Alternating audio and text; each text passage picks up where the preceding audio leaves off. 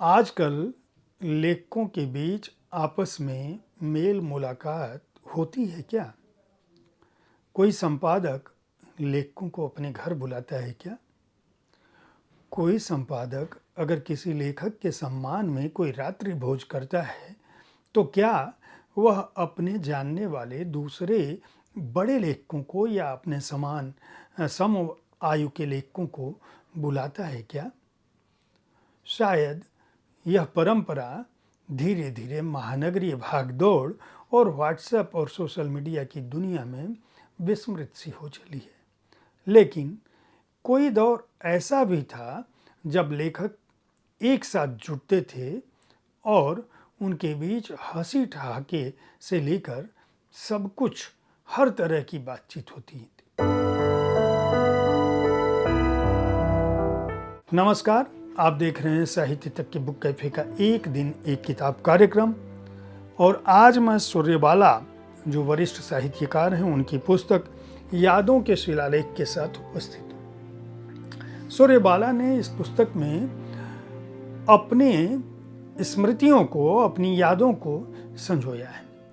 उनके जीवन को जिन लोगों ने गढ़ा या उनके जीवन में जिन लोगों की उपस्थिति महत्वपूर्ण रही, ऐसे लोग जो उनकी स्मृतियों के घेरे में उस तरह से कैद हो गए जिनसे बाहर जा पाना न तो सूर्यबाला को पसंद है और न तो सूर्यबाला चाह कर भी ऐसा कर सकती हैं। इन लोगों में हिंदी साहित्य के दिग्गज लोग भी हैं, तो उनकी अपनी जिंदगी के वे लोग जिन्होंने उनकी निर्मित में प्रयास किया।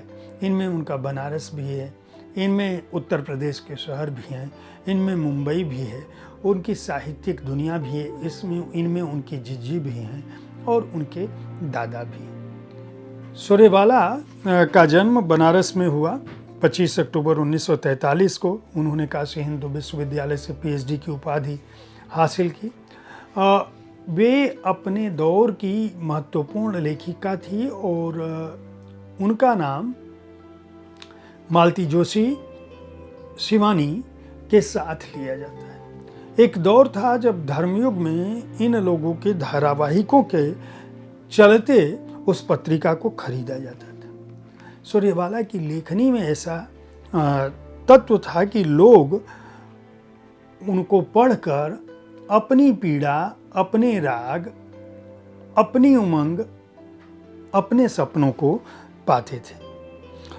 दुनिया भर में उनकी चर्चा रही। उनके उपन्यास मेरे संधि पत्र, सुबह के इंतजार में, अग्निपंखी, दीक्षांत, यामिनी कथा और कौन देश का वासी, वेणु की डायरी चर्चित रहे। बहुत सारे कहानी संग्रह आए, संस्मरण भी उन्होंने अलविदा अन्ना लिखा, बाल हास्य उपन्यास लिखे, बहुत सारे अनुवाद के काम किए और ढेर सारे पुरस्कार उनको मिले हैं, जिनमें बिरला फाउंडेशन का के व्यास सम्मान भी हासिल है। सूर्यबाला ने अपनी इस यादों के शिलालेख में डॉक्टर धर्मवीर भारती से हुई अपनी मुलाकात, बाद के दिनों की उनकी मुलाकात, मुंबई की साहित्यिक संगोष्ठियों, बनारस का अपना बचपन, बनारस की अपनी पढ़ाई और साहित्य को लेकर उनकी जो शुरुआत है उन सब को दर्ज किया है। उनको करने के साथ साथ उन्होंने मन्नू भंडारी, धर्मवीर भारती तो कई लेखों में है, भीष्म साहनी, विष्णु प्रभाकर, शरद जोशी, श्रीलाल शुक्ल, शंकर दयाल सिंह, कमलेश्वर जैसे लोगों को भी दर्ज किया है। यहाँ तक कि इन कृतियों में उनके अपने अड़ोस पड़ोस के लोग, साथ ही उनके अपने जीवन में किस तरह से बनारस का जो जीवन था उसमें इनकी शुरुआत हुई, किस तरह से इनको लिखने पढ़ने की ओर अग्रसर किया गया, किन लोगों ने इनकी ज़िंदगी में महत्वपूर्ण भूमिका निभाई।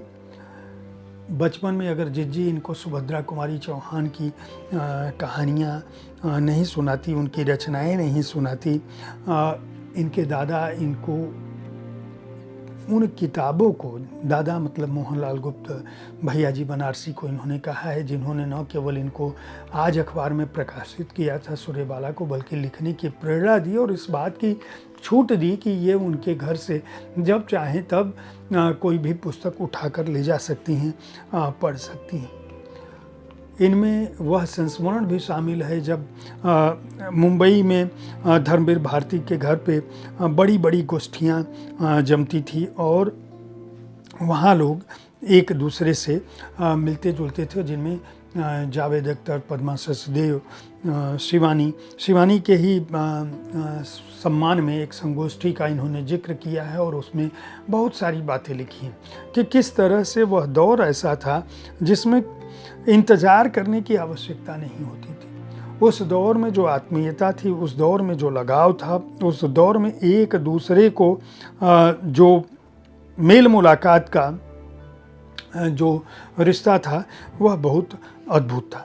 जब भी बनारस को, एक बात और भी मैं कहूँगा कि जब भी बनारस को याद करती हैं सूर्यबाला, तो बनारस उनके चूँकि बचपन की स्मृतियों का शहर है, तो वह जिस तरह से जीवंत होता है उसकी वानगी ये देख सकते हैं कि एक लुका छिपी अपने नगर बनारस में उन्होंने बहुत सारे दौर को दर्ज किया है, जिसमें नाटी इमली का भरत मिलाप, वाल्मीकि आश्रम, वहाँ गोदौलिया दशाश्वमेध, ज्ञानवापी, बांस फाटक, मतलब वहाँ की गलियाँ, वहाँ के घाट, वहाँ के लोग, और लोग केवल पुराने लोग नहीं, वहाँ के संगीत और कला साहित्य को लेकर जो वहाँ की उपस्थिति है, वहाँ की संगोष्ठियाँ जो हैं, वह सब इसमें शामिल हैं। इसके साथ साथ बड़ी अम्मा का भी उन्होंने उल्लेख किया है और कुल मिलाकर हम कह सकते हैं कि सूर्यबाला के यादों के शिलालेख के बहाने आप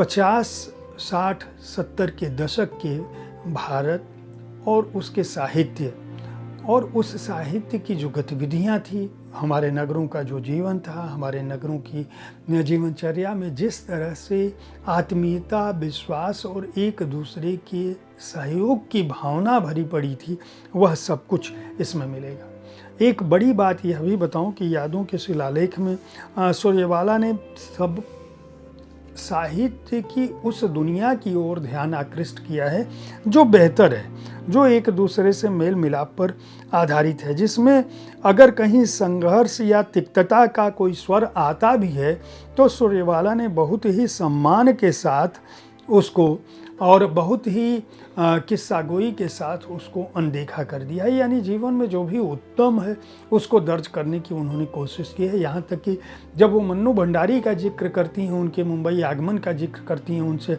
अपनी पहली मुलाकात का जिक्र करती हैं, तो वो यह बात बताना नहीं भूलती कि जब मन्नू भंडारी उनसे मुंबई में मिली थी तब राजेंद्र यादव से उनका एक तरह से एक दूसरे को वो दोनों छोड़ चुके थे, लेकिन उसकी तिक्तता को भी सूर्यबाला ने उस तरह के शब्दों में, मतलब कटु भाषा में कहीं भी नहीं दर्ज किया है। तो हमारे मुझे लगता है कि अपनी वरिष्ठ साहित्यकार से हमारी आज की पीढ़ी को यह भी सीखना चाहिए कि आपस में हम साहित्य जगत के लोग, लेखन जगत के लोग, कला और संगीत के जगत के लोग, जो कि अब शायद दुर्लभ है, एक दूसरे से उस तरह का तादात्म्य नहीं है, वो कैसे बना सकते हैं और अपने समय से जो अच्छी चीज़ें हैं उनको दर्ज करते हुए विपरीत चीज़ों को, बुरी चीज़ों को अनदेखा करके भी कुछ सृजित कर सकते हैं। अगर आप कोई संस्मरण साहित्य की दुनिया को समझना चाहते हैं और सूर्यबाला के बहाने उस दौर को समझना चाहते हैं, उस समय के बड़े लोगों को, संपादकों और साहित्यकारों को भी समझना चाहते हैं, उनके जीवन के कुछ निजी किस्से सुनना और समझना चाहते हैं, तो इस संस्मरण को खरीद कर पढ़ सकते हैं। वाणी प्रकाशन ने यादों के शिलालेख को प्रकाशित किया है। मूल्य 299 रुपये है और पृष्ठ संख्या है 116। उम्मीद है साहित्य तक का यह एपिसोड आपको पसंद आया होगा। इस कार्यक्रम में आप किस तरह की पुस्तकों की चर्चा चाहते हैं उसके बारे में अपनी राय से हमें अवश्य अवगत कराते रहें। हमारी कोशिश होती है कि विविध विधाओं की पुस्तकों के साथ आपके पास मैं हर दिन पहुंचूं, ताकि आप उन पुस्तकों का चुनाव कर सकें जिन्हें आप पढ़ना चाहते हैं। कल ठीक इसी समय ऐसे ही किसी एक कृति के साथ फिर मिलूंगा।